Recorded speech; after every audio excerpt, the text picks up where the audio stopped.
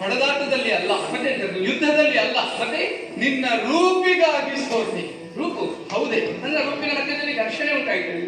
ಮತ್ತೆ ಅಲ್ಲ, ಇದು ಮನಸೋತದ್ದು. ಹಾಗೆ ನೀ ನನ್ನ ಮನಸ್ಸ ಸೂರ್ಯಗೊಂಡೆ, ಸೋತೆನು ನಾನಿನ್ ನೀತನ ಸೊಬಗಿನ ರೀತಿಗಾಗಿ ಚದುರಿ. ಅಂದ್ರೆ ನನಗೇನು ಆಗಲಿಲ್ಲ, ನನ್ನನ್ನು ನೋಡಿದಾಗ ನಿನಗೆಲ್ಲ ಆಗಬೇಕು. ಖಂಡಿತವಾಗಿ ನಿಂತಲ್ಲಿ ನಿಲ್ಲುವುದಕ್ಕಾಗುವುದಿಲ್ಲ, ಕುಳಿತುಕೊಳ್ಳುವ ವ್ಯವಧಾನ ಇಲ್ಲ, ಏನೋ ಬೇಕು ಎನ್ನುವ ಆತುರ. ಹಾಗಾಗಿ ನೀ ಕೇಳಿದೆಯಲ್ಲ ನಾನು ಯಾರು ಅಂತ. ನಾನು ಸಾಮಾನ್ಯ ಅಲ್ಲ, ಶ್ವೇತಕುಮಾರ ಎಂಬುದು ನನ್ನ ಹೆಸರು. ಅದೇ ರುದ್ರಪುರ. ಅಯ್ಯ, ನನ್ನ ಪರಿಚಯ ಉಂಟ ನಿನಗೆ? ಅಯ್ಯೋ, ಸತ್ಯಲೋಕದಲ್ಲಿ ಸದ್ಯಕ್ಕೆ ನಿನ್ನದೇ ಸುದ್ದಿ. ಅಷ್ಟು ಪ್ರಚಾರದಲ್ಲಿದ್ದವನ ನಾನು. ಸಂದರ್ಭ ಹಾಗೆ ಆಗುವುದು. ನಾವಿಷ್ಟು ಪ್ರಚಾರದಲ್ಲಿದ್ದೇವೆ, ನಮಗೆಷ್ಟು ಪ್ರಭಾವ ಉಂಟು ಅಂತ ನಮಗೆ ಗೊತ್ತಿರುವುದಿಲ್ಲ. ನಮ್ಮ ಕುರಿತಾಗಿ ಉಳಿದವರೆಲ್ಲ ಮಾತಾಡ್ತಾ ಇದ್ರು. ನನ್ನ ಅಪ್ಪನ ನಿನ್ನ ವಿಷಯ ಮಾತಾಡಿ. ನಾನು ಇನ್ನು ಪ್ರಚಾರಕ್ಕೆ ಬರಬಹುದು ನಾನು ಅನ್ಕೊಂಡು ಈಗಾಗಲೇ ಪ್ರಚಾರ ಆಯ್ತಾ? ಅಂತ ಆಗಿದೆ. ಹೌದಾ? ಬ್ರಹ್ಮದೇವರ ಬಾಯಿಯಲ್ಲಿಯೂ ಸತ್ಯ ರುದ್ರಪುರ, ಶ್ವೇತಕುಮಾರ ಇದೆಲ್ಲ ಬರ್ತಾ ಇರ್ತದೆ. ಈಗಾಗಲೇ ನಾನು ಹೋಗಾಯ್ತು. ನಾನು ಹಾಗೆ ಮೇಲೆ ಹೋಗಿ ಆಗಿದೆ. ಹೌದಾ? ಹೌದು, ನಿನಗೆ ಗೊತ್ತಾಗಲಿಲ್ಲ. ಬಹಳ ಸಂತೋಷ, ಬಹಳ ಸಂತೋಷ. ಆದರೂ ನಾನು ಹೇಳಲಿಕ್ಕೆ ಬಂದ ವಿಷಯ ಏನು? ನಿನ್ನನ್ನು ನೋಡಿ ಮೋಹಿತನಾದವ ನಾನು. ನೇರವಾಗಿ ವಿಷಯಕ್ಕೆ ಬರಲ್ಲ, ನೇರವಾಗಿ ವಿಷಯಕ್ಕೆ ಬರಲ್ಲ. ನೀ ನನ್ನನ್ನ ಮದುವೆ ಆಗ್ತೀಯ. ಸುರಬಲ ಮುಖ್ಯ ಸುರವರ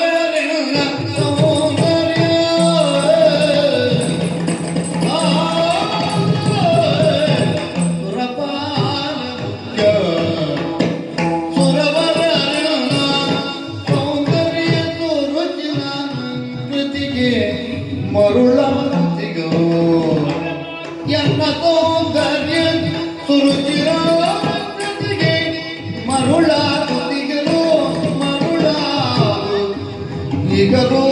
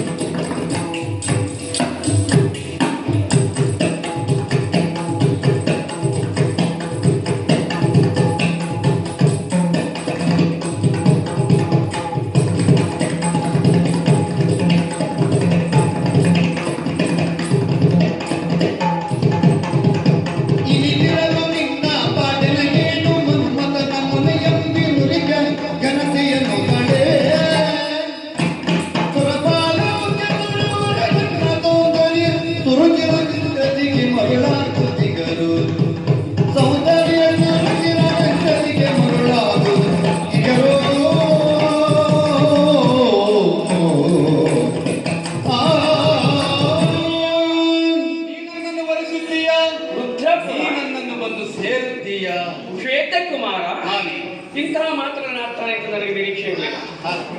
ಘನತೆ ಕಾವ್ಯದಲ್ಲಿ ಇರಬಹುದು, ಕೌರವಸ್ಥರಾಗಿ ಅಂತಾದ್ರೆ ಮನಸ್ಸು ಇಷ್ಟು ಶಿಥಿಲವಾಗಿ ಹೋಗಿದೆ ಅನ್ನೋದು ಯೋಚನೆಯೇ ಮಾಡಿರ್ಲಿಲ್ಲ. ಈ ಕ್ಷಣದಲ್ಲಿ ನಿನ್ನನ್ನು ನೋಡಿದ ಮೇಲೆ ಆದ ಪರಿಸ್ಥಿತಿ ನೇರವಾಗಿ ಹೇಳೋದೇ ಕೇಳ್ತಿದ್ದಿಲ್ಲ. ಹೌದು, ನಾನು ನಿನ್ನವರಾಗಲಿ, ನಿನ್ನನ್ನು ನಾನು ಓಲೈಸಿಕೊಂಡಿರಬೇಕು. ಮೊದಲೇ ಹೇಳಿದ್ದೇನೆ, ಈ ಲೋಕದವಳೇ ಅಲ್ಲ, 14 ಲೋಕಗಳಲ್ಲಿಯೂ ಶ್ರೇಷ್ಠವಾಗಿರುವಂತಹ ಎತ್ತರದ ಸ್ಥಾನದಲ್ಲೂ ನಾನಿದ್ದವಳು ಎನ್ನುವ ಹಾಗೆ ಭೂಲೋಕದ ಶಿಷ್ಟಾಚಾರ ನನಗೆ ಹೊಸತ್ತು ಅಂತ ಗೊತ್ತಿದ್ರು. ಇಲ್ಲಿ ರೀತಿಯನ್ನು ನಾನು ಅರ್ಥೈಸಿಕೊಂಡವಳೇ ಆಗಿದ್ದೇನೆ. ನೀನು ಕೇಳ್ತಾ ಇರಬಹುದು, ಒಪ್ಪುವುದಕ್ಕೆ ನಾನು ಯೋಚನೆ ಮಾಡಬೇಕು ಬೇಡ.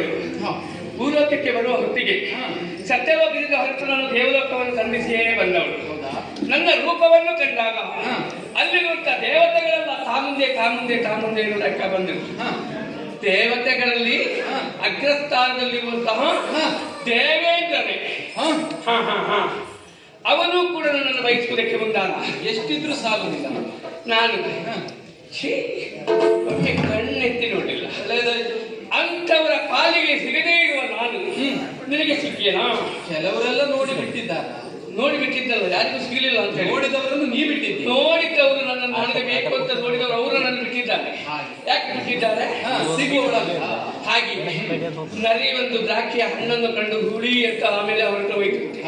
ನನ್ನ ಬಗ್ಗೆ ಇಲ್ಲ ಸರದ ಮಾತುಗಳನ್ನು ಆಡಬಹುದು ಅವರು, ಆದ್ರೆ ನಾನು ಹಾಗಲ್ಲ. ಈಗ ನಿನ್ನನ್ನು ನಾನು ಬಯಸ್ತೇನೆ ಅಂತಾದ್ರೆ ಯೋಚನೆ ಮಾಡಿ ನೋಡು. ಏನು ದೇವತೆಗಳಂತವರನ್ನೇ ನಿರಾಕರಿಸಿಕೊಳ್ಳು. ನಾನು ಇಲ್ಲಿ ನೀನು ಭೂಲೋಕದ ಸಾಮಾನ್ಯ ಒಬ್ಬ ಜೀವಿ, ಜಗತ್ತದಲ್ಲಿ ದೇವತೆಗಳೇ ಅಂತವರನ್ನು ಬಯಸದೆ ನಿರಾಕರಿಸಿದವಳು ನಿನ್ನನ್ನು ಬಯಸೇನಾ? ನಾನು ಸಾಮಾನ್ಯ ಅಷ್ಟ ಸೌಭಾಗ್ಯದೊಳಗೆ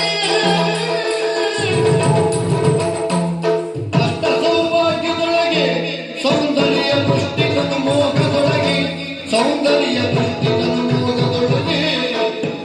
ಬಿಟ್ಟಿಲ್ಲ ದುರಬಾಲಗೆ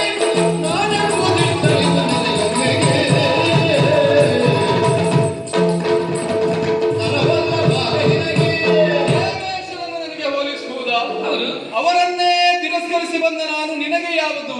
ದೇವತೆಗಳೇ ನೋಡು, ಬಂಗಾರವೇ ಬೇಡ ಅಂತ ನಿರಾಕರಿಸಿದ ಮೇಲೆ ಕಬ್ಬಿಣವನ್ನು ಯಾರಾದ್ರೂ ಬೇಕು ಅಂತ ಬಯಸ್ತಾರ? ಮತ್ತೆ ಆದರೆ ಬಂಗಾರಕ್ಕೂ ಅನ್ನಕ್ಕೂ ಬಹಳ ವ್ಯತ್ಯಾಸ ಉಂಟು. ಖಂಡಿತ ಕೆಲವೊಮ್ಮೆ ಬಂಗಾರ ಬೇಡ ಅಂತ ಆದ್ರೂ ಹೊಟ್ಟೆಗೆ ಬೇಕಾಗ್ತದೆ ಅನ್ನ. ಹೊಟ್ಟೆಗೆ ಅನ್ನ ಬೇಕು ಅಂತೇಳಿ ಬಂಗಾರ ತಿನ್ಲಿಕ್ಕೆ ಆಗುದಿಲ್ಲ ಅಲ್ವಾ? ಹೌದು, ಅದೇ ಬೇಕಾಗ್ತದೆ.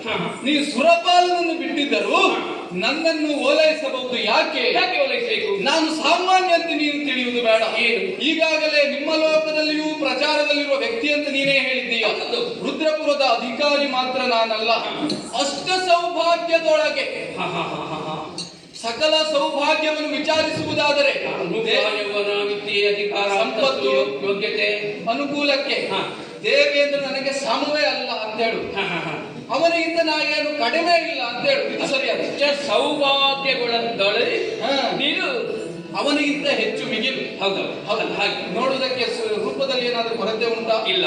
ಆರೋಗ್ಯದಲ್ಲಿ ಏನಾದ್ರೂ ಸಮಸ್ಯೆ ಕಾಣ್ತಾ ಇದೆಯಾ? ನಾನು ವೈದ್ಯ ಅಲ್ಲ. ಇಲ್ಲ, ನನಗಿಲ್ಲ. ಸರಿ. ಹಾಗೆ ಇನ್ನು ನನ್ನ ಪ್ರವಚನವನ್ನು ನೋಡು.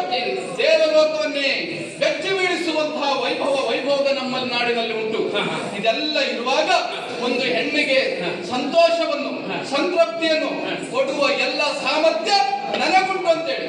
ಒಂದು ಹೆಣ್ಣಿಗೆ ಸಂತೋಷ, ಸಂತೃಪ್ತಿ ಕೊಡುವ ಸಾಮರ್ಥ್ಯ ನನಗುಂಟು, ಅನುಭವ ಉಂಟು. ಅಲ್ಲೂ ಉಂಟಪ್ಪ. ನನಗೆ ಮದುವೆ ಆಗಿದೆಯೇ? ದೇವರೇ, ಯಾರಾಗಿ ಹೋಗ್ಲಿಕ್ಕೆ? ಯಾಕೆ ಇಷ್ಟು ಹೊತ್ತಿನವರೆಗೆ ತನಗೊಂದು ಮದುವೆಯಾಗಿದೆ ಅನ್ನುವಂಥ ವಿಷಯವನ್ನೇ ಮರೆತು ನನ್ನ ನೋಡಿ ಇಷ್ಟು ಮೈ ಬರ್ತದ. ಈಗ ಮನೆ ನೆನಪಾದಾಗ ಅದೊಂದು ನೆನಪಾದದ್ದು ಬಿಟ್ರೆ ನೀ ಪರಿಚಯ ಕೇಳಿದ್ರೆ ಒಂದು ನೆನಪೇ ಇರ್ತದೆ. ಹೌದಪ್ಪ, ಈಗ ನೆನಪಾಯ್ತು ಮತ್ತೆ ಹೇಳ್ತಿದ್ದು ತಪ್ಪಾಗ್ತದೆ. ಬಂದಿದ್ದಾರಾ? ಇಲ್ಲಪ್ಪ, ಹೆಂಡತಿ ಜೊತೆ ಬಂದಾಗ ಇನ್ನೊಬ್ರು ನೋಡ್ಲಿಕ್ಕೆ ಆಗ್ತದ? ಏನೂ ತೊಂದರೆ ಇಲ್ಲ. ಯಾಕೆ ಕೇಳಿದೆ? ಹೆಂಡತಿ ಸರಿ ಇಲ್ಲದೆ ಇದ್ರೆ ಸರಿಯಾದ ಇನ್ನೊಂದು ಹೆಣ್ಣನ್ನು ಕಂಡಾಗ ಅವಳ ಹಾಗೆ ನನ್ನ ಹೆಂಡತಿ ಇಲ್ವಲ್ಲ ಅಂತ ಬಯಸುವುದು ಸರಿ. ಹಾಗಿದ್ರೆ ನನಗೆ ಹೆಂಡತಿ ಸರಿ ಇದ್ದಾರೆ ಖಂಡಿತವಾಗಿ ಯಾವ ಕೊರತೆ ಇಲ್ಲ. ಅವಳಿಂದ ನನಗೆ, ನನ್ನಿಂದ ಅವಳಿಗೆ ಯಾವುದೇ ನಾನ್ ಬೇಕು ಅಂತ ಯಾಕೆ ಬಯಸ್ತೀರಿ? ನೀ ಬೇಕು. ಯಾಕೆ ಬಯಸುವ ಯೋಗ್ಯತೆ, ಅರ್ಹತೆ ನನಗುಂಟು. ಅರಸನಾಗಿದ್ದವನಿಗೆ ಬಹುಪತ್ನಿ ವಲ್ಲಭ ಅಂತ ಒಂದು ಮಾತು, ಭೂಲೋಕದ ಒಂದು ಮಾತು ಅಲ್ವಾ? ಸುಧಾರಿಸಿಕೊಳ್ಳುವಂತಹ ಸಾಮರ್ಥ್ಯ ಉಂಟು ಅಂತಾದ್ರೆ ಎಷ್ಟನ್ನು ಆದೆ ಕೊಟ್ಟು ಪಡೆಯುವುದಕ್ಕೆ ಉಂಟು ಅಂತ. ಎಷ್ಟನ್ನು ಆದೆ ನೀನು ಒಬ್ಬಳು ಅಂತ ಎಷ್ಟು ಸಿಕ್ಕಿದ ನೀವು ತಕ್ಷಿಕೊಳ್ತೀರಿ. ಖಂಡಿತವಾಗಿ. ಹಾಗಿದ್ರೆ ಉಪಪತ್ನಿಯಾಗಿ ನಾನು ನಿಮಗೆ ಬೇಕು. ಅವಳು ಹೆಂಡತಿ ಯಾವ ಕಾಲಕ್ಕೂ ಅವಳೇ ಹೆಂಡತಿ. ಪಟ್ಟಮಹಿಷಿ ಅವಳೆ. ಅವಳೆ ನಾನು ನಂದಿ. ಅವಳು ಪಟ್ಟಣದಲ್ಲಿ ಪಟ್ಟ ಮಹಿಷಿ, ಈಗ ಕಾಡಿನಲ್ಲಿ ಅಲ್ಲಿಂದ ಹೊರ ಬಂದ ಮೇಲೆ ನೀನೇ ಮಹಿಷಿ. ಹಾಗೆ ಹಾಗೆ ಈಗ ಈ ಕಾಡಿನಲ್ಲಿ ನೀ ಮಹಿಷಿ. ಹಾ ಕಾಡಿ ಮಹಿಷಿ ಹಾಗಲ್ವೇ? ಇಲ್ಲಿ ನೀ ನನಗೆ ರಾಣಿ. ಪಟ್ಟಣದಲ್ಲಿ ಅವಳು, ಸಂಚಾರದಲ್ಲಿರುವ ಹೊತ್ತಿಗೆ ನಾನು. ಹಾಗಿದ್ರೆ ನಾನು ನನಗೆ ಎರಡನೇ ಹೆಂಡತಿಯ ರೀತಿ.